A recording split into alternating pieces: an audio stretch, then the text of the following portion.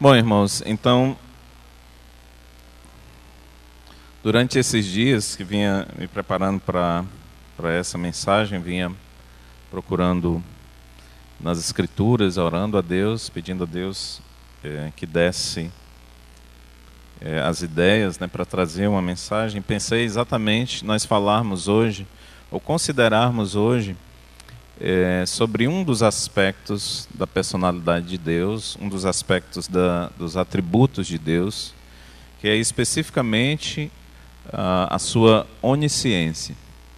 E nós vamos basear a nossa mensagem nesse salmo que nós acabamos de cantar, né? Salmo, eu acho que todos já sabem, não precisa nem dizer, né? Salmo 139. Vamos abrir a palavra de Deus nesse salmo.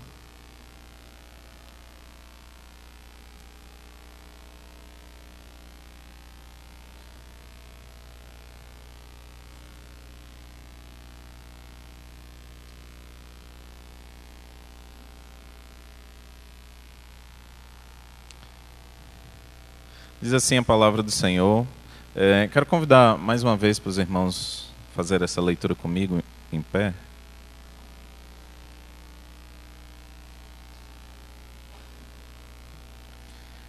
Salmo 139, assim diz a palavra do Senhor. Salmo de Davi para o músico mor. Senhor, tu me sondaste e me conheces. Tu sabes o meu assentar e o meu levantar.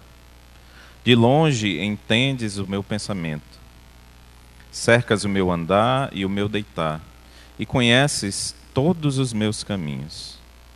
Não havendo ainda palavra alguma na minha língua, eis que logo, ó Senhor, tudo conheces. Tu me cercaste por detrás e por diante, e puseste sobre mim a tua mão. Tal ciência é para mim maravilhosíssima, tão alta que não a posso atingir. Para onde me irei do teu espírito? Ou para onde fugirei da tua face? Se subir ao céu, lá tu estás. Se fizer no inferno a minha cama, eis que tu ali estás também. Se tomar as asas da alva, se habitar nas extremidades do mar, até ali a tua mão me guiará, e a tua destra me susterá. Se disser, de certo que as trevas me encobrirão, então a noite será luz à roda de mim.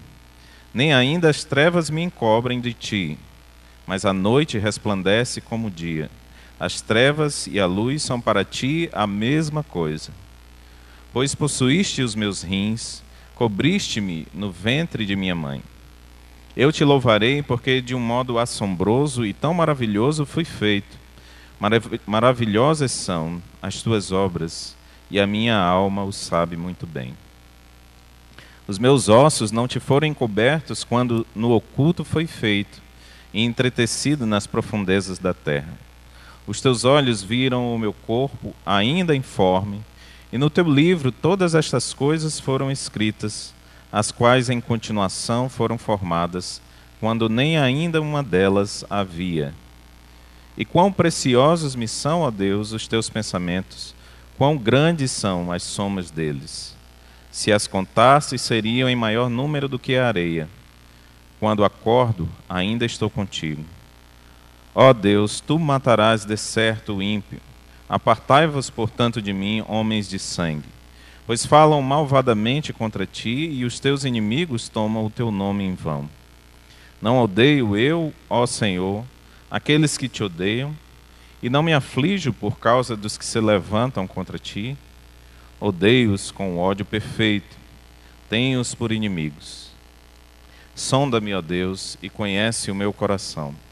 Prova-me e conhece os meus pensamentos. E vê se há em mim algum caminho mau, e guia-me pelo caminho eterno. Vamos orar. Senhor Deus e Pai, obrigado, Senhor, por estarmos aqui nessa noite, tendo a alegria e o privilégio de poder abrir a Tua Palavra diante de nós. Queremos, ao mesmo tempo, Senhor, manifestar o nosso temor diante daquilo que nós lemos. De fato, como disse Davi, nós não conseguimos alcançar a profundidade dos teus pensamentos. O Senhor nos conhece de uma maneira que nem nós mesmos nos conhecemos. E esse profundo poder, esse poder magnífico, supera toda a capacidade de entendimento que nós temos. Quero dar graças a Ti, Senhor, porque não é por nossas forças que podemos entender a Tua palavra. E queremos agradecer porque o Senhor tem colocado o Teu Espírito em vasos de barro como nós.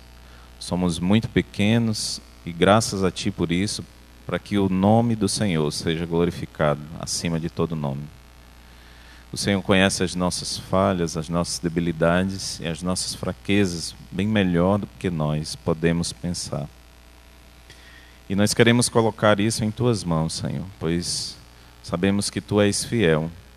Como a Tua palavra aqui mesmo diz, o Senhor cuida de nós a cada instante e queremos louvar o Teu nome por isso. Nós queremos pedir, Senhor, que o Senhor nos transforme pela Tua palavra em tudo aquilo que o Senhor desejar, em tudo aquilo que o Senhor planejou para que a Tua palavra transformasse. Graças a Ti por ela, porque é ela que transforma, é o Teu Espírito que nos transforma. Nós pedimos e agradecemos em nome de Jesus. Amém. Podemos assentar-nos.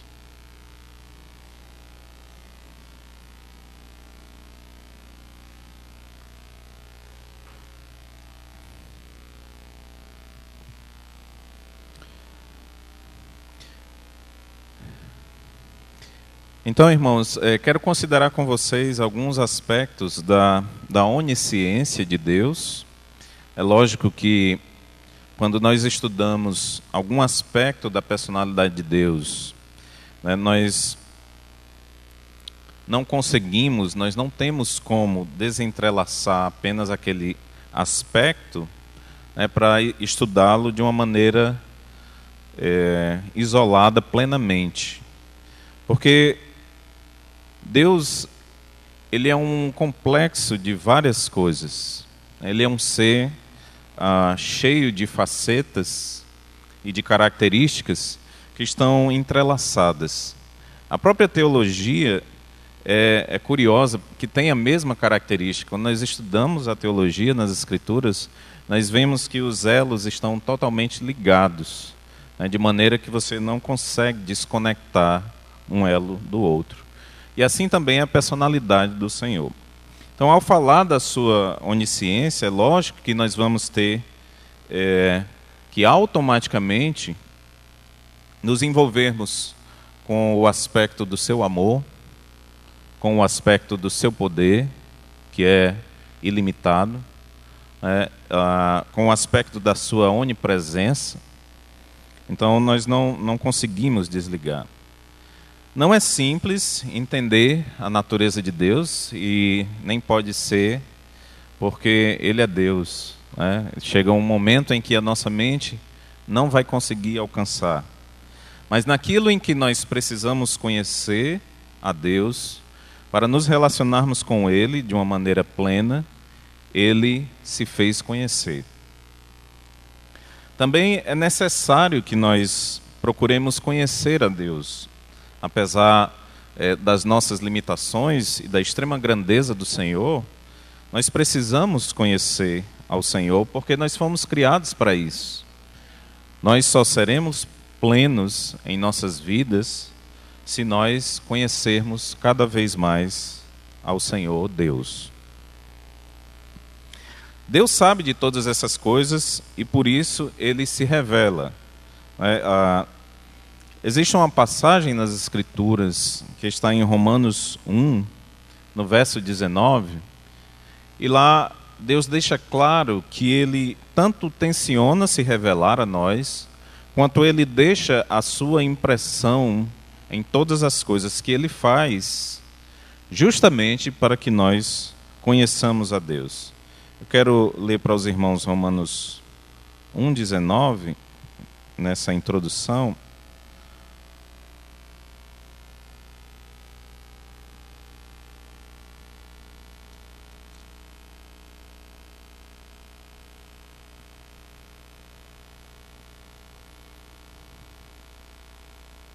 Vou pegar do verso 18 de Romanos 1, que diz: porque do céu se manifesta a ira de Deus sobre toda a impiedade e injustiça dos homens que detêm a verdade em injustiça. Porquanto o que de Deus se pode conhecer, neles, ou seja, nos homens, se manifesta, porque Deus lhe manifestou. Porque as suas coisas invisíveis, desde a criação do mundo, tanto o seu eterno poder como a sua divindade, se entendem e claramente se veem pelas coisas que estão criadas, para que eles fiquem inexcusáveis. Ou seja, Deus está dizendo a nós, aqui mediante a sua palavra, que as coisas invisíveis da sua própria personalidade podem ser compreendidas através das coisas visíveis que ele deixou criado, para assim testemunhar a nós. E o verso 21 diz: porquanto, tendo conhecido a Deus, não o glorificaram como Deus, nem lhe deram graças, antes em seus discursos se desvaneceram e o seu coração insensato se obscureceu. Aqui eu quero chamar a atenção, irmãos, que apesar de Deus se manifestar através da sua criação e deixar impresso características da sua personalidade,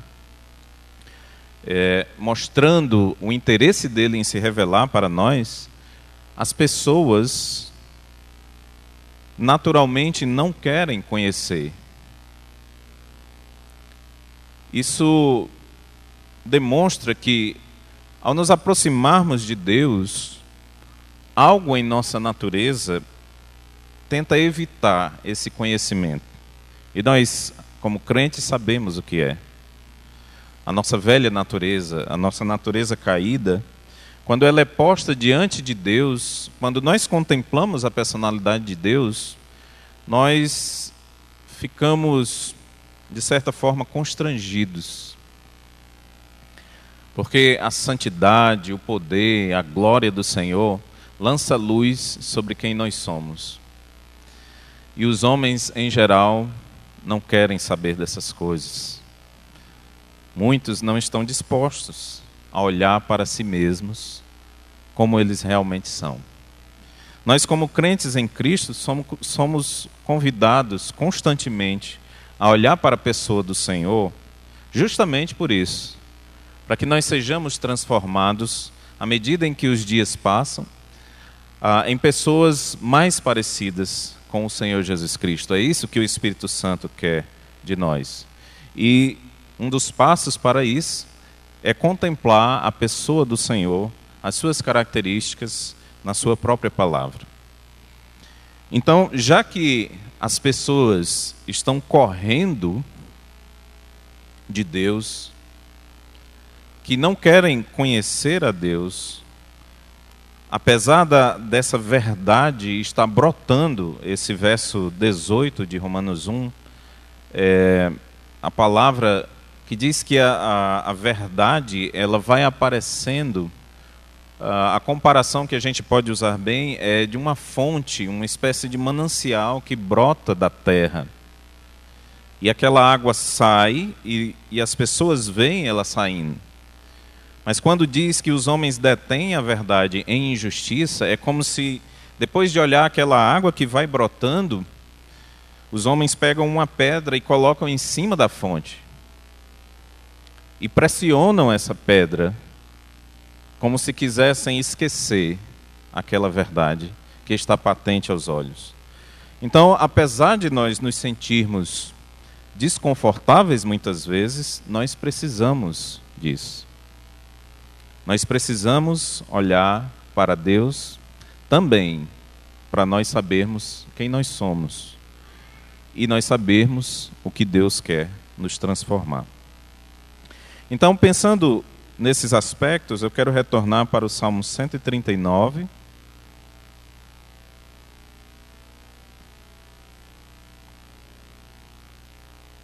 Para nós considerarmos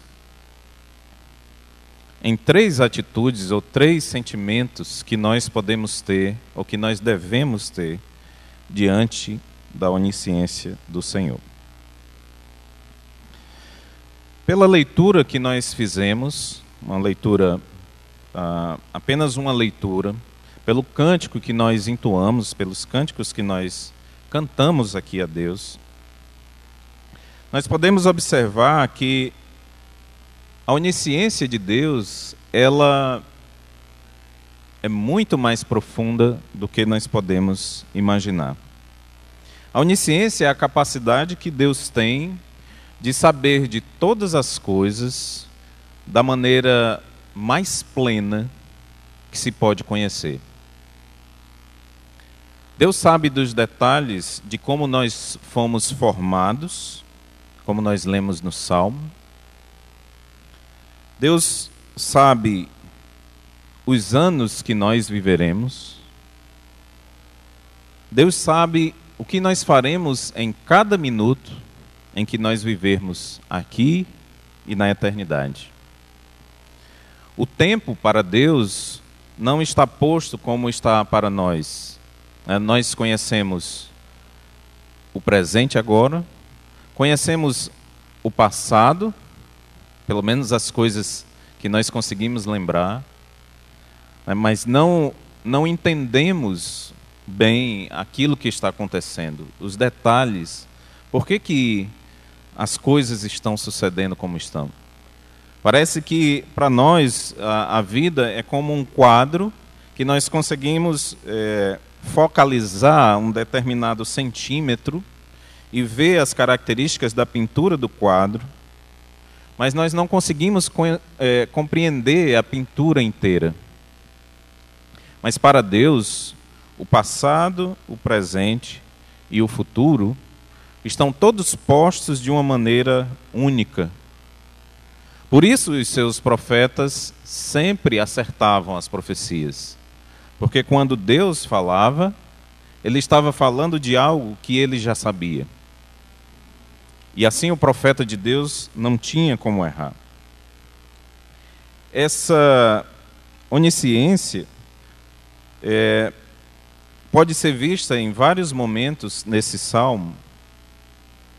Por exemplo, no verso 2, quando ele diz: Tu sabes o meu assentar e o meu levantar. Ou seja, Deus conhece os nossos movimentos. De longe entende o nosso pensamento, ou o meu pensamento. Deus compreende o nosso pensamento de longe. Ele sabe o que diremos antes de nós falarmos. Como ele diz aqui no verso 4, não havendo ainda palavra alguma na minha língua, eis que logo, ó Senhor, tudo conheces. E antes de existirmos, ele já sabe o que nós vamos falar.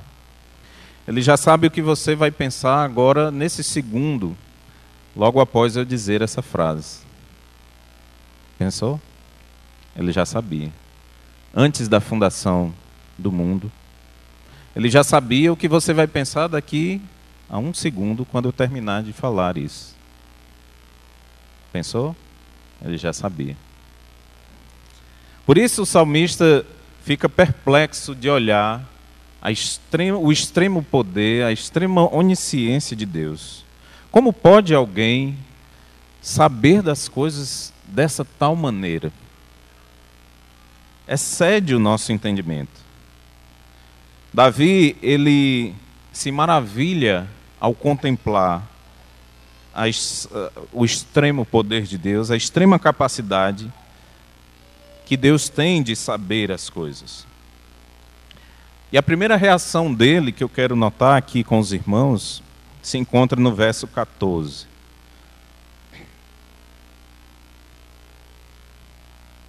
Ao parar para pensar nas maravilhas de Deus como um ser plenamente onisciente, Davi responde na sua vida com louvor. No verso 14 ele diz: Eu te louvarei.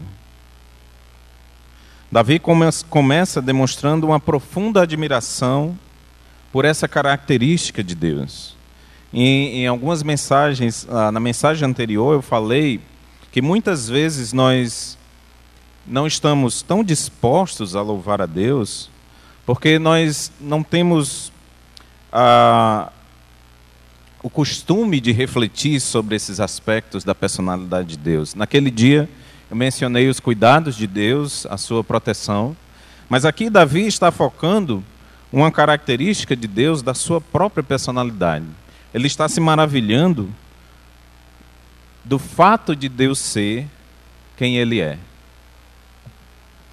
Na eternidade, irmãos, com mentes transformadas, nós teremos uma ciência melhor dessas coisas. Eu acredito que lá a nossa percepção das características de Deus, não somente da sua onisciência, mas da sua justiça, do seu amor, do seu poder, serão tão plenas que aí louvar a Deus por toda a eternidade fará pleno sentido. Eu sei que às vezes nós chegamos aqui cheios, carregados de tantas dificuldades que nós passamos no nosso dia a dia, na nossa semana, preocupados com o que aconteceu no dia de hoje, com o horário para chegar no culto, ou com a chuva que cai no caminho e coloca o trânsito de uma maneira travada. Eu mesmo confesso que cheguei aqui com o coração apertado, porque pegamos um trânsito intenso por causa da chuva, e muito preocupado. Então, quando o irmão Gilvan convidava para louvar, né, o coração com aquela trava, por uma coisa tão minúscula. Infelizmente, nós somos assim, né? Nós nos travamos. Em vez de pensar no fato de que Deus sabe o porquê que nós estamos ali naquele momento, no trânsito, travados, e de engrandecer a Deus por isso, porque Deus sabe exatamente a razão pela qual nós estamos ali, por que nós travamos? Davi, irmãos, vocês sabem que às vezes nós lemos os salmos, e eu sei que às vezes na correria também nós esquecemos dos contextos em que esses salmos foram escritos. Muitos deles, Davi os escreveu em momentos em que fugia de Saul, sendo perseguido injustamente. Davi escreveu os salmos como o Salmo 51, no momento em que ele confessava o seu pecado, estava extremamente entristecido por causa do pecado que havia cometido contra Deus e com Batseba. Então, os contextos desses salmos são contextos da vida de um ser humano normal, como nós somos, cheios de dificuldades, às vezes passando por perseguições, mas no meio disso tudo, Davi encontra um espaço no seu coração para contemplar a onisciência de Deus. E ele responde a isso com louvor. No verso 14 ele diz: eu te louvarei, porque de um modo assombroso e tão maravilhoso eu fui feito. E olha que Davi nem sabia exatamente como isso havia acontecido. Por isso ele continuou o verso dizendo: maravilhosas são as tuas obras. Como pode eu ser formado dessa maneira? Olhos que conseguem ver num sistema difícil, né? A imagem entra no nosso olho de cabeça para baixo e o cérebro a reinterpreta, mudando, e nós conseguimos ver todo mundo de cabeça para cima, né? Normal. As câmeras de fotografia, né, e câmeras de filmagem copiam esse sistema de Deus. E Davi entende isso, mesmo que na época não havia Facebook, internet, WhatsApp. Ele entende que a tecnologia de Deus é tão maravilhosa, mais do que ele possa compreender.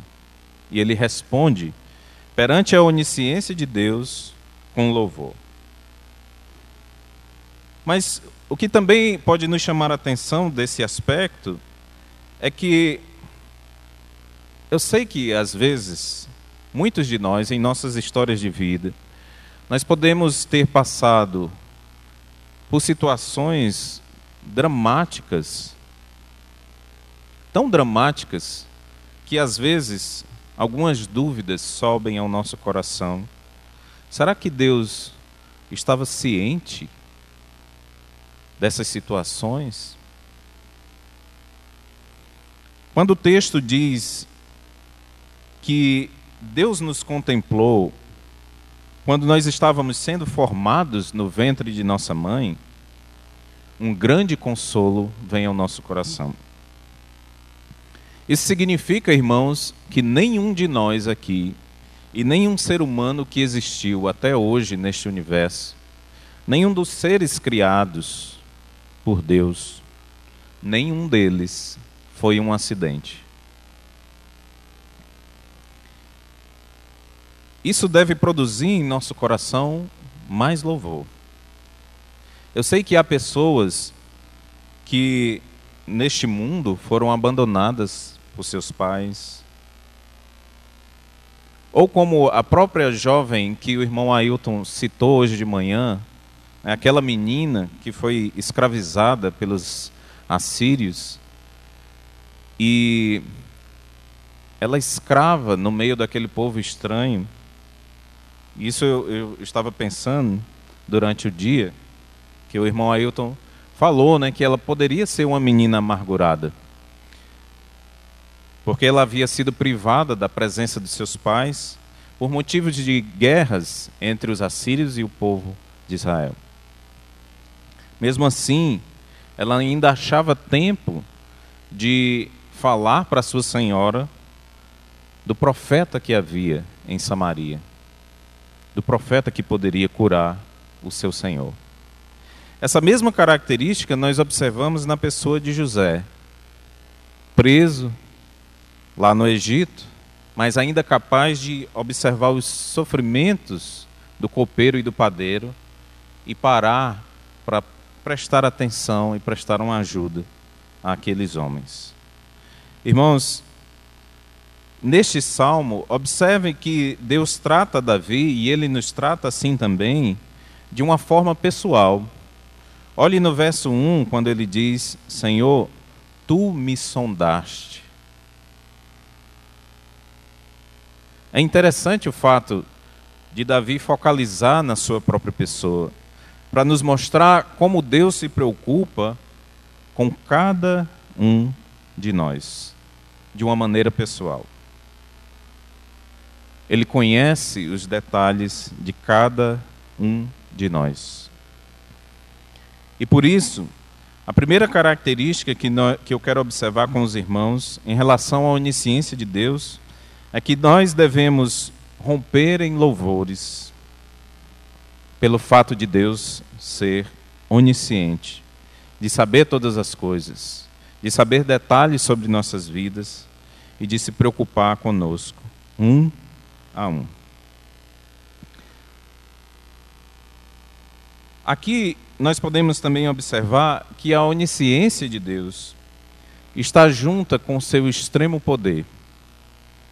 Ele não somente sabe todas as coisas, mas ele forma todas as coisas. Como no próprio verso 14 diz: de um modo assombroso e tão maravilhoso eu fui feito. Davi está se referindo à ação de Deus sobre a sua própria pessoa. Deus não somente sabe de todas as coisas, mas imagine se Deus soubesse de todas as coisas e não pudesse fazer nada a respeito. Não é assim que Deus é. Além de saber de todas as coisas, Ele é plenamente poderoso para agir sobre todas as coisas. E esse, irmãos, é o nosso Deus. Esse é o Deus em quem nós podemos confiar plenamente. Para Ele não há impossíveis. Se você pensar agora, nesse momento, naquele problema que te parece tão insolúvel na tua vida, e coisas que também estão fora do nosso alcance, como por exemplo a conversão de um parente querido nosso, essas coisas nas mãos de Deus, todas são possíveis. Para Deus não há impossíveis. A primeira reação então de Davi é louvor. E é assim que nós devemos também, irmãos, proceder. O segundo aspecto que eu quero notar com vocês se encontra no final do Salmo. Apesar de saber os detalhes da nossa vida, de saber tudo aquilo que nós vamos fazer, tudo aquilo que nós pensamos, Deus é um Deus de misericórdia. Observe nos últimos versículos como Davi tem coragem de rogar a Deus que sonde o seu próprio coração. Sonda-me, ó Deus, o verso 23, e conhece o meu coração. Prova-me e conhece os meus pensamentos. E vê se há em mim algum caminho mau e guia-me pelo caminho eterno. Irmãos, o fato de Deus saber todas as coisas a nosso respeito poderia, de outra forma, gerar em nós um medo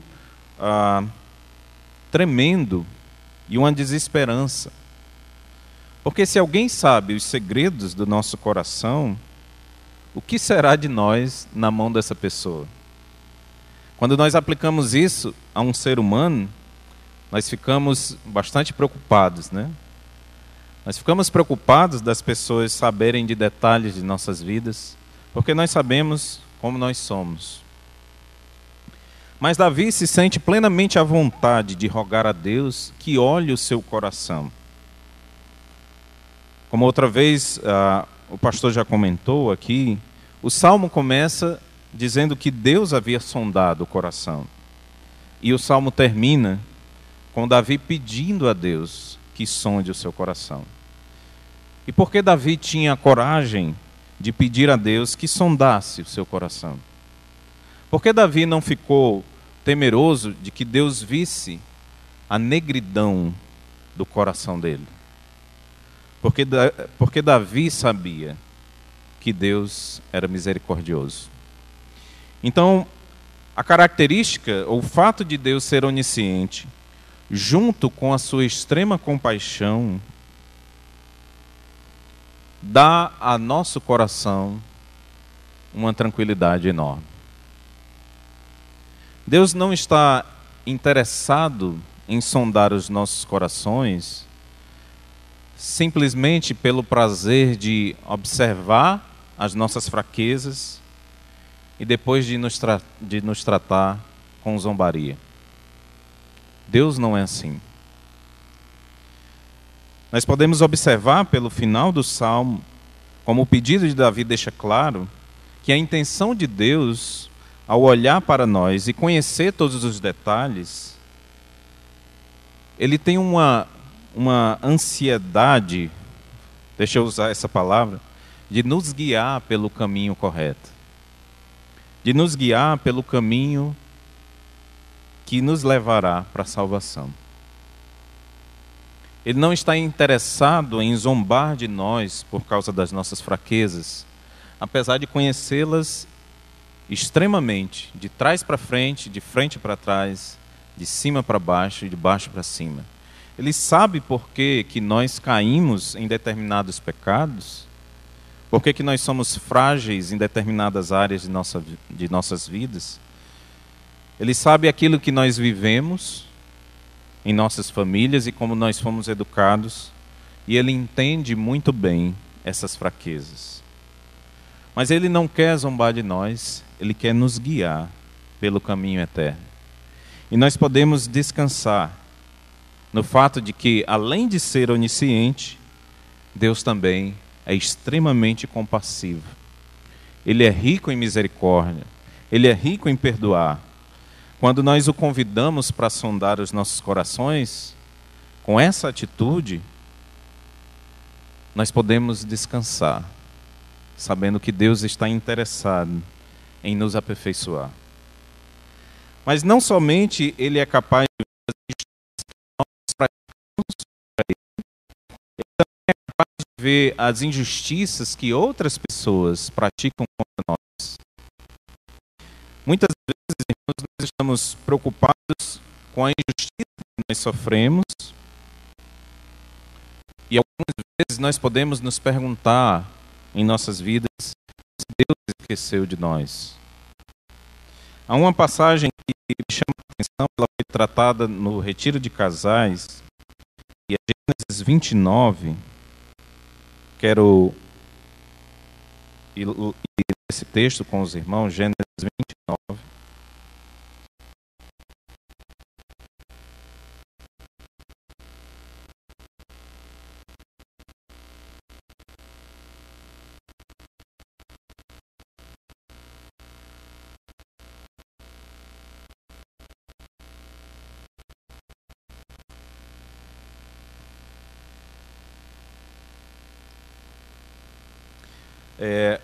A partir do verso 28, nós estamos aqui no contexto do casamento, né, de Jacó com Lia e depois com Raquel. Nós sabemos como Jacó amava a Raquel e não Lia, né, de uma maneira plena. Mas observe o que diz o texto. E Jacó fez assim e cumpriu a semana de Lia. Então lhe deu por mulher Raquel, sua filha. E Labão deu sua serva Bila por serva a Raquel, sua filha. E possuiu também a Raquel, e amou também a Raquel mais do que a Lia. E serviu com ele ainda outros 7 anos. Jacó trabalhou não somente 7 anos, mas trabalhou 14 anos por causa de Raquel, né? Então veja quão grande amor Jacó tinha por Raquel. Nos outros textos diz que Lia não era tão formosa aos olhos como Raquel era. Mas o texto continua dizendo algo interessante. Aqui no verso 31, observe que essa maneira de Jacó enxergar a Lia chamou a atenção de Deus. No verso 31 diz: vendo, pois, o Senhor que Lia era desprezada, abriu a sua madre, porém Raquel era estéril. Puxa, isso é algo interessante de nós notarmos. Deus observou como Lia era desprezada por seu esposo. E nós podemos aplicar o mesmo em nossas vidas. Às vezes nós podemos não ser tão notados quanto nós esperamos que sejamos. E talvez até desprezados pelas pessoas. Mas Deus está atento a esses detalhes. Ele olhou para Lia e percebeu que ela era desprezada por Jacó. E ele abençoou a Lia por esta razão. O texto continua mostrando como Lia estava ansiosa pelo amor do seu esposo. Ela tinha muitos sofrimentos por causa disso. No verso 32 diz: e concebeu Lia e deu à luz um filho, e chamou Ruben, pois disse: porque o Senhor atendeu a minha aflição.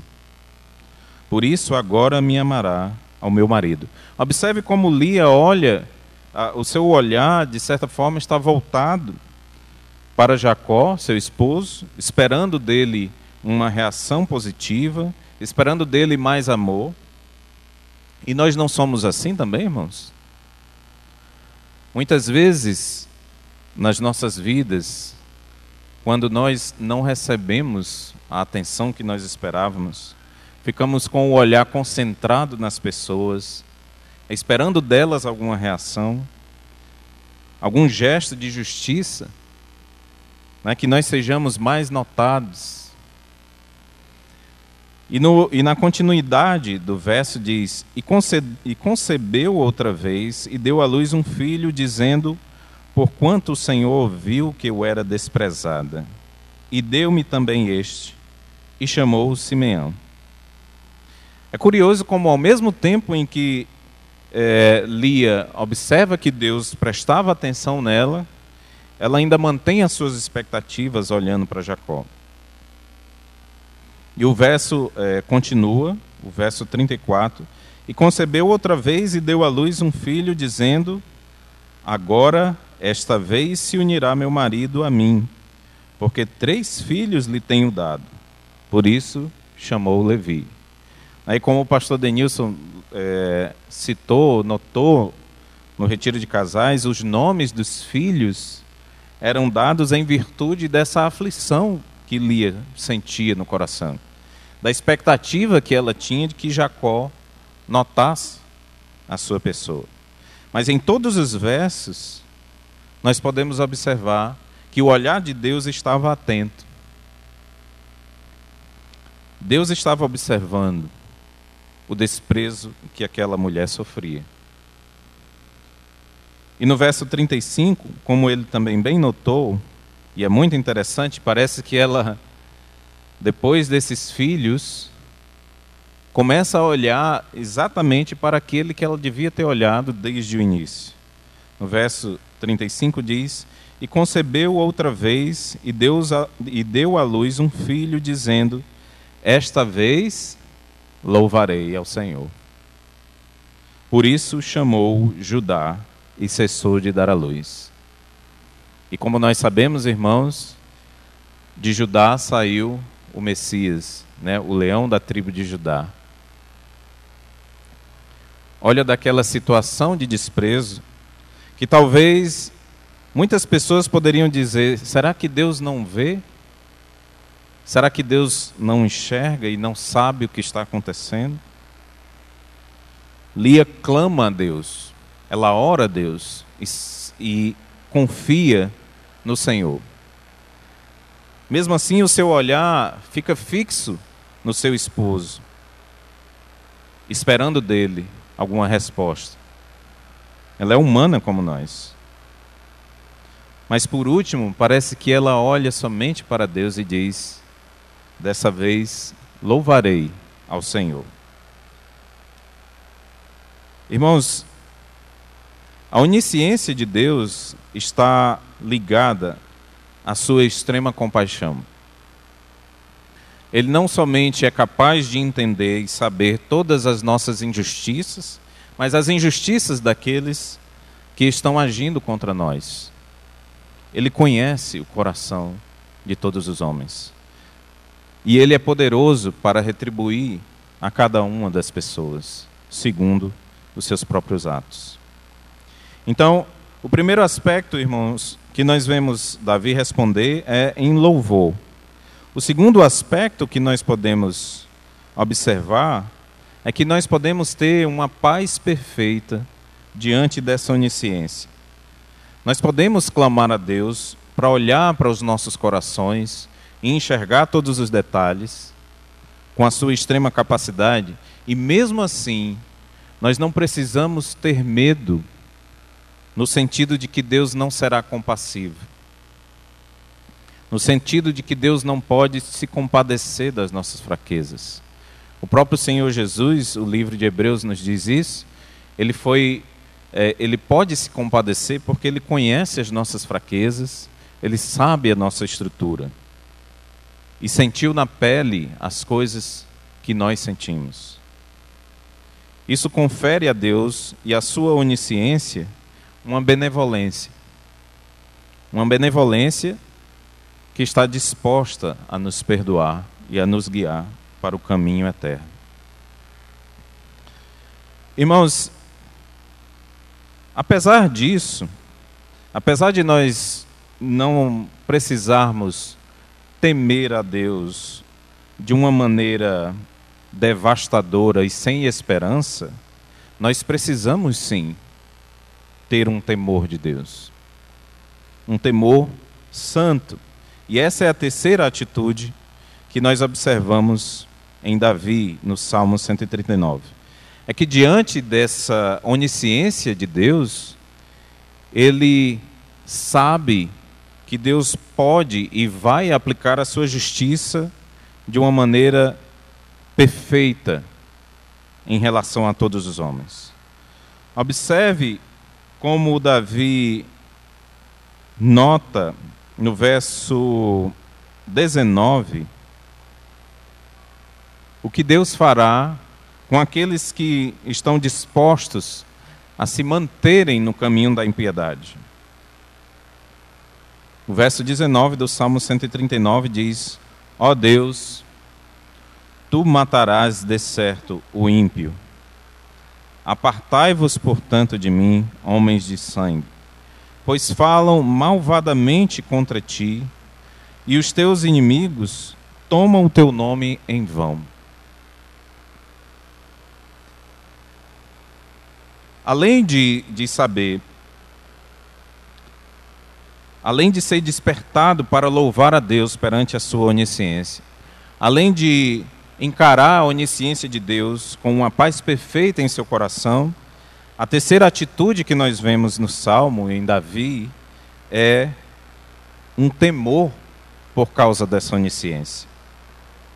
Mas um temor equilibrado. Um temor que sabe que Deus é compassivo para com aqueles que se arrependem, mas que Deus tratará com extrema justiça aqueles que querem se manter no caminho errado.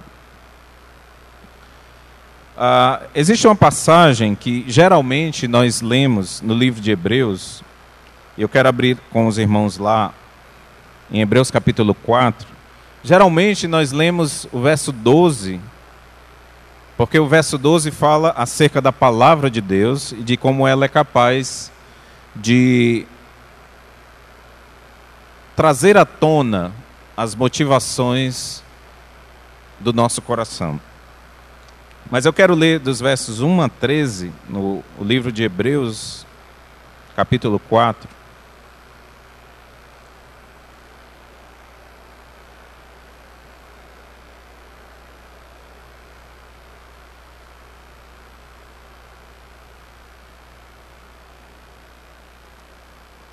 Hebreus capítulo 4.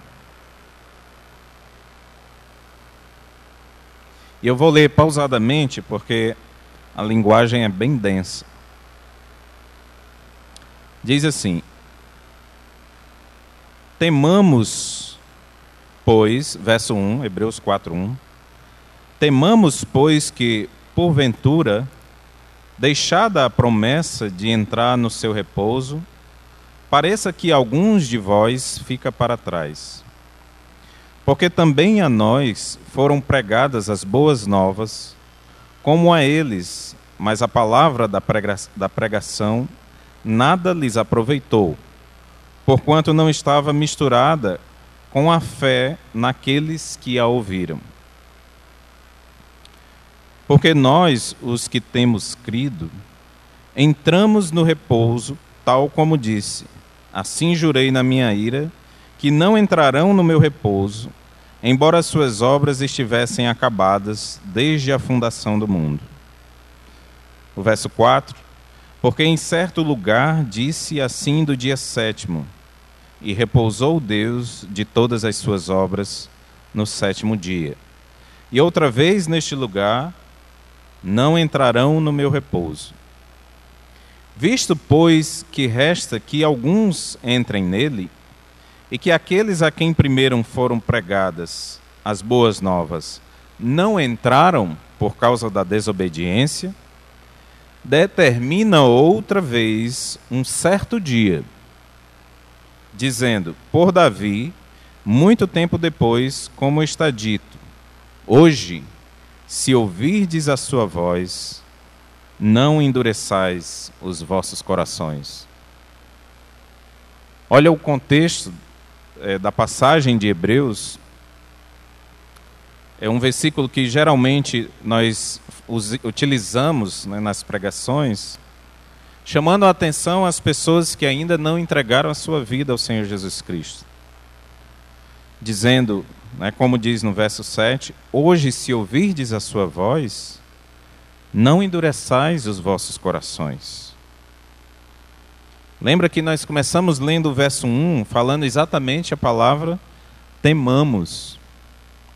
E voltando para o verso 8 diz, porque se Josué lhe houvesse dado repouso, não falaria depois disso de outro dia.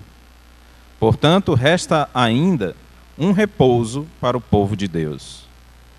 Porque aquele que entrou no seu repouso, ele próprio repousou de suas obras, como Deus das suas.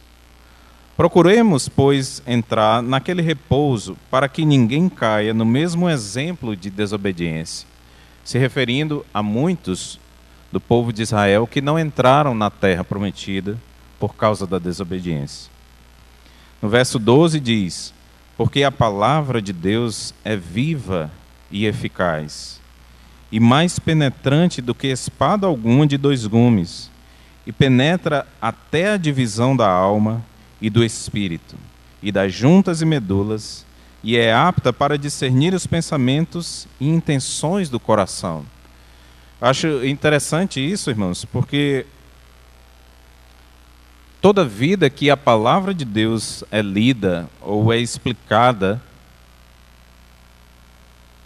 ela está esmiuçando os nossos corações e nos mostrando quem nós somos e como são as nossas atitudes, as nossas intenções. Isso coloca cada um de nós diante de responsabilidades muito pesadas. Por esse texto, nós vemos que a palavra de Deus, ela nesse momento, ela está trazendo à tona o seu próprio coração e o meu próprio coração. Enquanto nós lemos as Escrituras e consideramos nelas,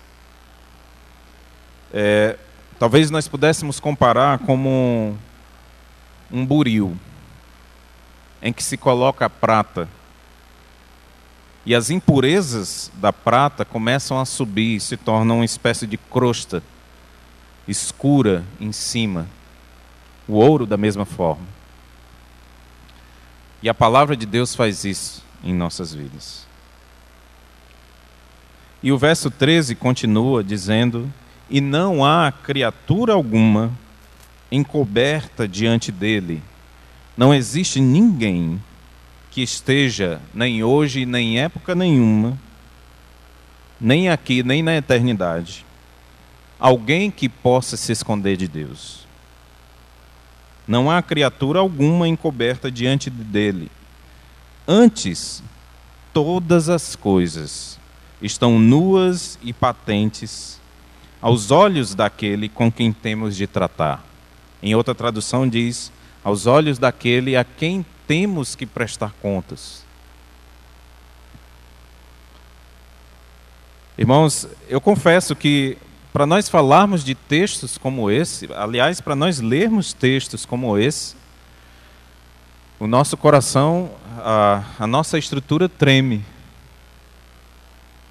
Porque se nós que somos injustos, nós conseguimos analisar os nossos corações e conseguimos nos julgar, a ponto de nós nos classificarmos como certos ou errados, imagina a onisciência de Deus, o extremo poder de olhar cada junta, cada curva, cada detalhe dos nossos corações.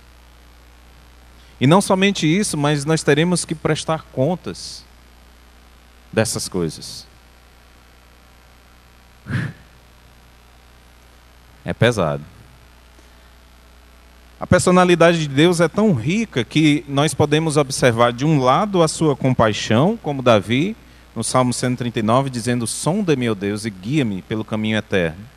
E ao mesmo tempo, olhando para essa onisciência, nós trememos, Porque Deus conhece cada detalhe das nossas intenções. Isso deve nos causar temor. Isso deve nos causar temor para que nós vivamos uma vida de santidade. As lutas, irmãos, são muitas, muitas.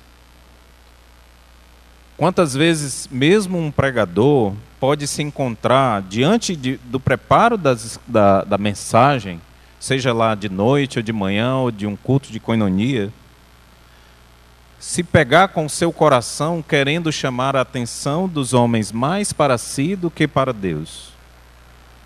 Não é curioso que naquele momento em que nós devemos estar buscando ainda mais santidade para falar das coisas de Deus, o nosso coração se incline para esses caminhos? E não é de causar extremo espanto e temor de que Deus pedirá contas a nós, àqueles que ensinam a palavra de Deus, muito mais. E aqueles que ouvem domingo a domingo, ou culto a culto, a palavra de Deus, esses, como nós aqui estamos, seremos cobrados por aquilo que nós ouvimos, pelas respostas que nós daremos a essa palavra de Deus, que agora esmiuça os nossos corações, que mostra quem nós somos. Nós precisamos, sim, nos prostrar diante de Deus em louvor pela sua onisciência, que cuida de nós desde o ventre de nossas mães, desde antes da fundação do mundo. Nós precisamos nos curvar diante de Deus, porque Ele não é um Deus perverso. Ele sabe todas as coisas de nossa vida, mas a sua onisciência está junta com a sua compaixão e com o seu amor. E Ele está atento aos nossos clamores, se nós pedirmos a Ele que corrija os nossos caminhos, que nos guie pelo caminho eterno. Mas também nós devemos nos curvar diante de Deus num temor gigantesco, um temor cheio de esperança, porque Deus é compassivo, mas num temor porque Deus, Ele analisa os nossos corações e conhece os detalhes de uma maneira que nem nós conseguimos fazer acerca dos nossos próprios corações. É tanto que em outra parte, o salmista diz, pede para ser purificado, ser perdoado pelos pecados ocultos, aqueles pecados que nós nem percebemos que nós cometemos. A corrupção de nossos corações é tal que nós somos capazes de pecar diante de Deus, acreditando que nós estamos sendo os mais santos de todos.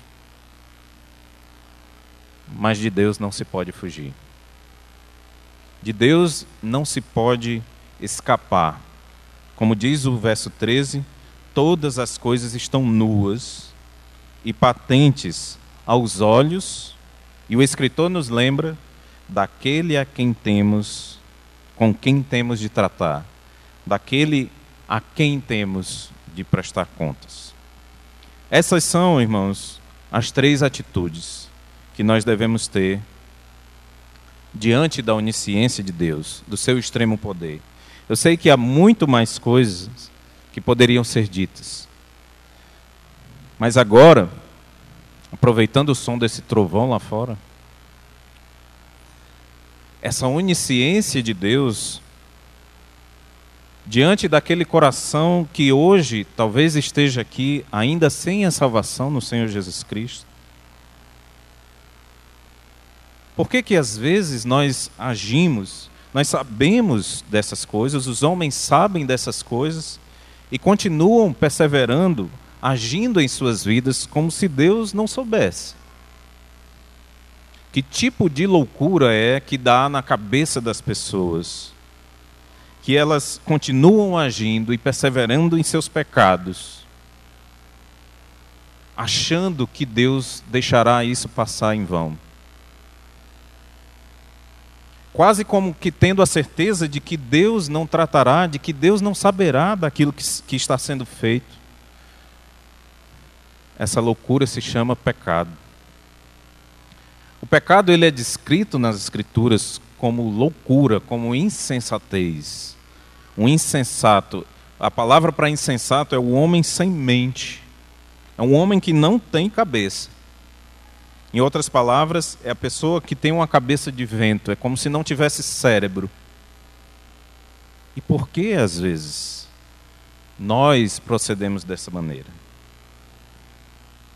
E o pior, por que as pessoas sem Cristo continuam procedendo dessa maneira, como se não tivessem que prestar contas com Deus? Alguns homens das Escrituras procederam dessa forma. Eu quero abrir com vocês uma passagem que está em Gênesis 38, para nós finalizarmos esse terceiro ponto.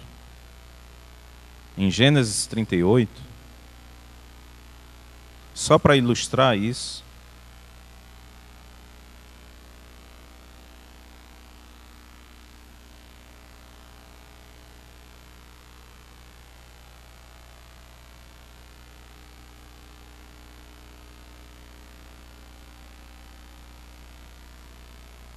O texto diz, Gênesis 38, e aconteceu, verso 1, e aconteceu no mesmo tempo que Judá desceu de entre seus irmãos e entrou na casa de um homem de Adulão, cujo nome era Ira. E viu Judá ali a filha de um homem cananeu, cujo nome era Sua, e tomou-a por mulher e a possuiu, e ela concebeu e deu à luz um filho e chamou-lhe E tornou a conceber e deu à luz um filho e chamou-lhe Onã. E continuou ainda e deu à luz um filho e chamou-lhe Selá. E Judá estava em Quezibe quando ela o deu à luz. Judá, pois, tomou uma mulher para o seu primogênito, e o seu nome era Tamar. Porém, o primogênito de Judá, era mau aos olhos do Senhor. Olha a expressão, né? Era mau aos olhos do Senhor. Diante da onisciência daquele que tudo vê, e olha o resultado. Por isso, o Senhor o matou. O Senhor tirou a sua vida.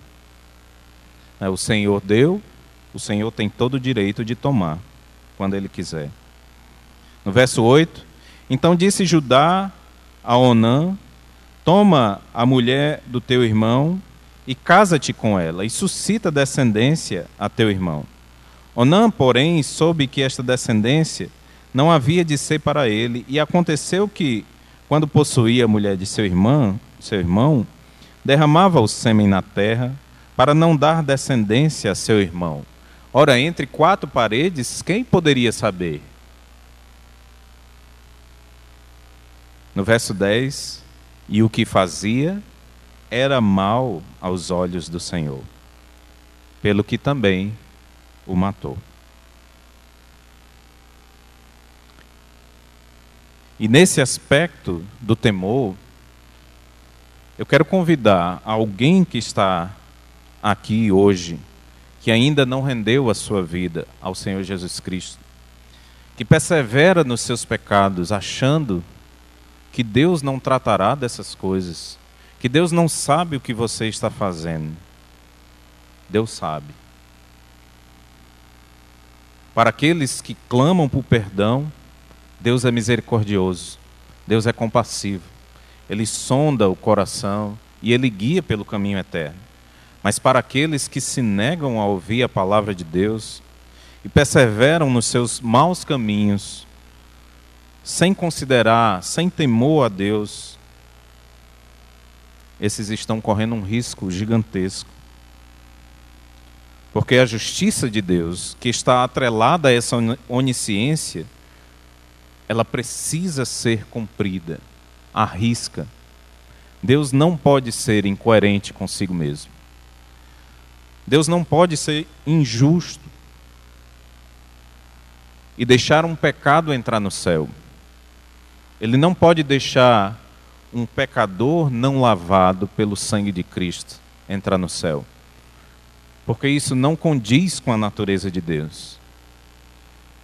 Deus não poderia viver a eternidade contemplando os pecados sujos de uma pessoa,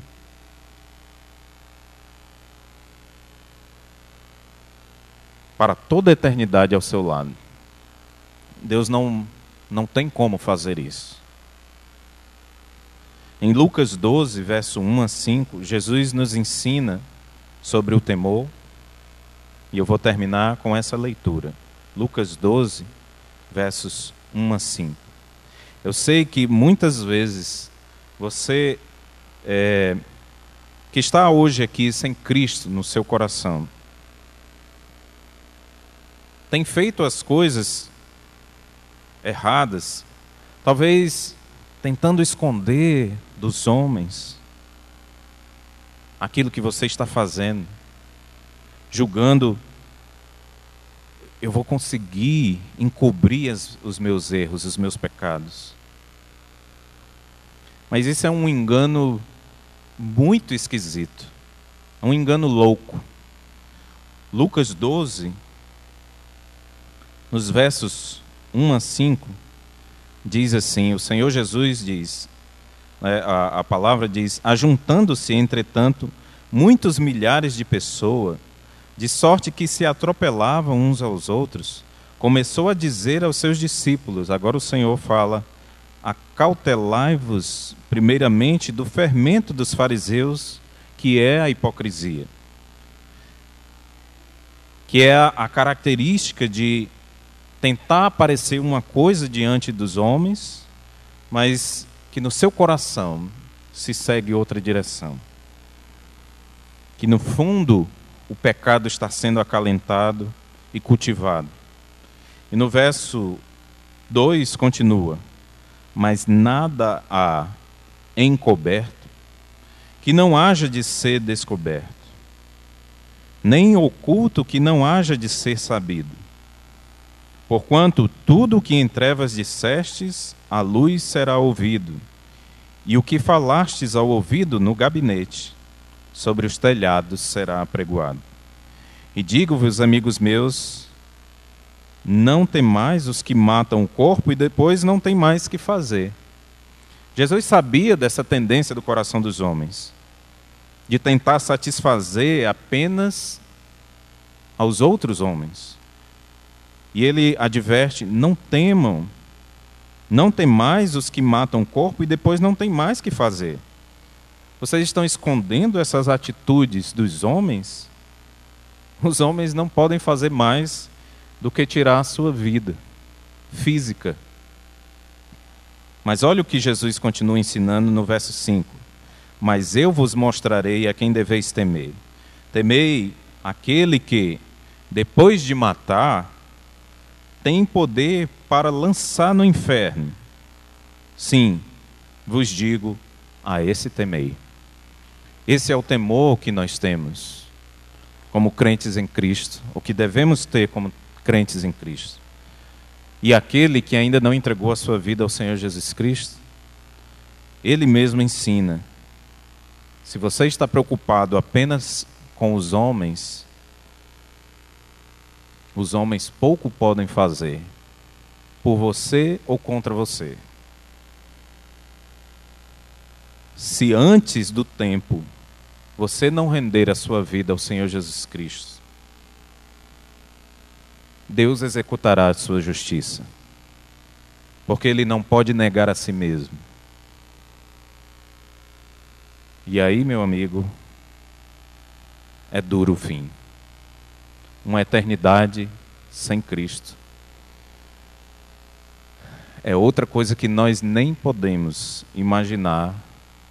Um tempo sem fim, sem chance de sair da punição, é de tirar o fôlego.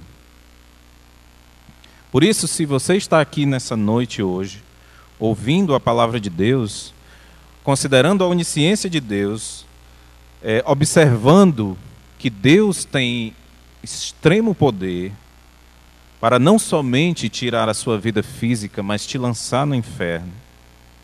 Mas que ao mesmo tempo esse Deus conhece todas as coisas, conhece o seu coração, e Ele está disposto a perdoar os seus pecados. Se você está aqui hoje, nessa condição sem Cristo, como diz o texto de Hebreus, não endureçais o vosso coração. Escute a palavra de Deus.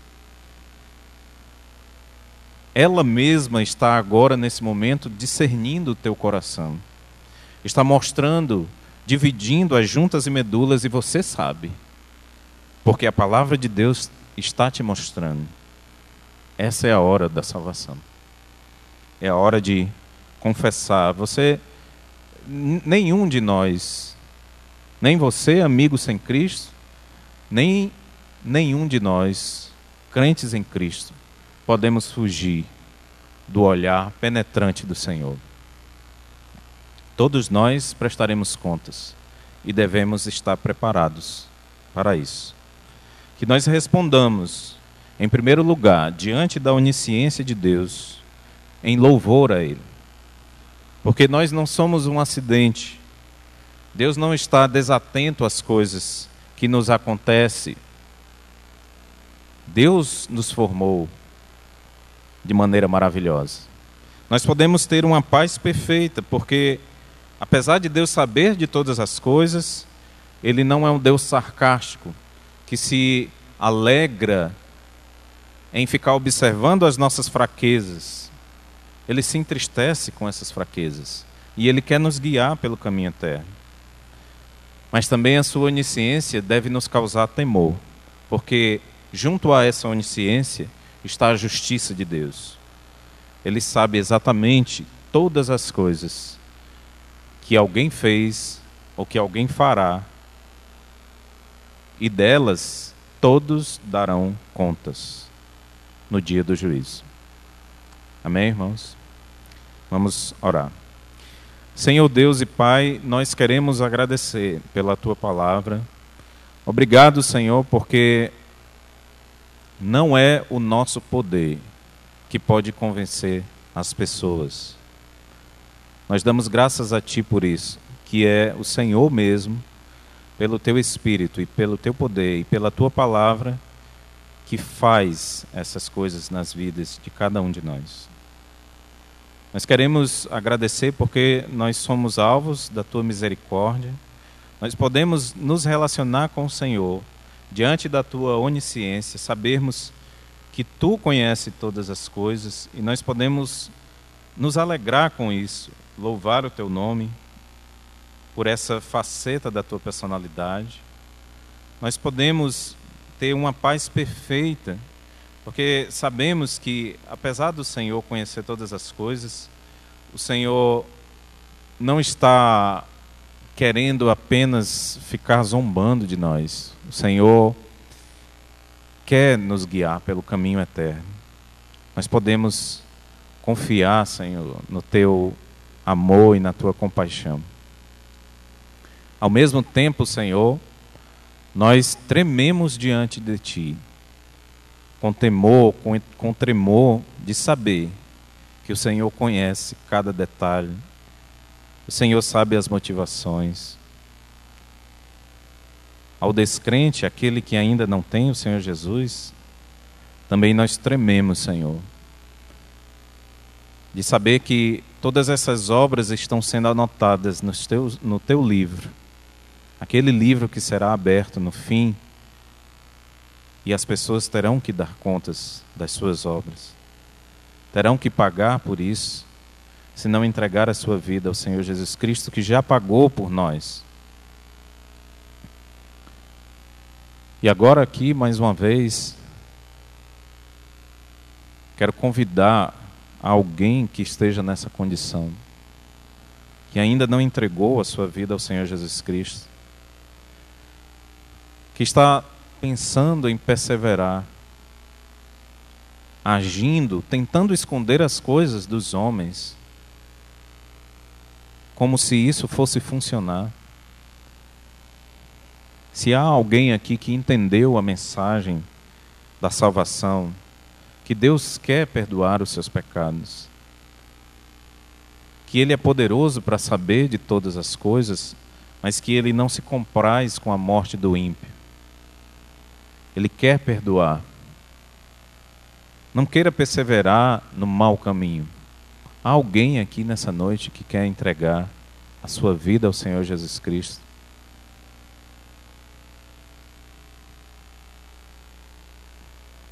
Que se manifeste nessa noite, para que nós possamos orar por você, agradecer e nos alegrarmos junto com você e com os irmãos, porque as Escrituras dizem que quando alguém assim se arrepende dos seus pecados, há festa diante dos anjos de Deus. Ou seja, os anjos veem o sorriso de Deus, de verem alguém que está sendo livre das garras do diabo e passará a eternidade com Deus, livre dos seus pecados. Há alguém aqui nessa condição que quer entregar a sua vida ao Senhor Jesus Cristo?